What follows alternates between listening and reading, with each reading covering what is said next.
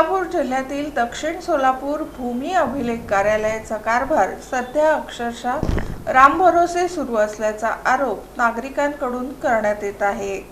सोलापूर जिल्ह्यातील दक्षिण सोलापूर भूमी अभिलेख कार्यालयाचा कारभार सध्या अक्षरशः राम भरोसे सुरू असल्याचा आरोप नागरिकांकडून करण्यात येत आहे। कायमस्वरूपी अधिकाऱ्याचा अभाव, प्रभारी अधिकाऱ्यांची अनुपस्थिती आणि वाढता कामांचा बोजा यामुळे जमिनीशी संबंधित शेकडो प्रकरणे प्रलंबित राहिली आहेत। यामुळे शेतकरी, नागरिक आणि वकिलांमध्ये तीव्र नाराजीचे वातावरण आहे। जमिनीची मोजणी, हद्द निश्चिती, फाळणी, गाव नकाशे, प्रॉपर्टी कार्ड, डिजिटल सर्वे तसेच न्यायालयीन प्रकरणांसाठी तांत्रिक अहवाल तयार करणारे दक्षिण सोलापूर भूमी अभिलेख कार्यालय गेल्या अनेक वर्षांपासून प्रभारी अधिकाऱ्यांच्या भरोशावर सुरू आहे। काही दिवसांपूर्वी प्रभारी उपअधीक्षक प्रकाश कांबळे यांची बदली झाल्यानंतर त्यांनी पदभार सोडला असून त्यानंतर कार्यालयातील कामकाजावर मोठा परिणाम झाल्याचा आरोप नागरिकांनी केला आहे। नागरिकांच्या म्हणण्यानुसार मोजणी, हद्दनिश्चिती, फाळणी, नकाशे आणि प्रॉपर्टी कार्ड दुरुस्ती यासारख्या कामांसाठी दाखल झालेले अर्ज अनेक दिवस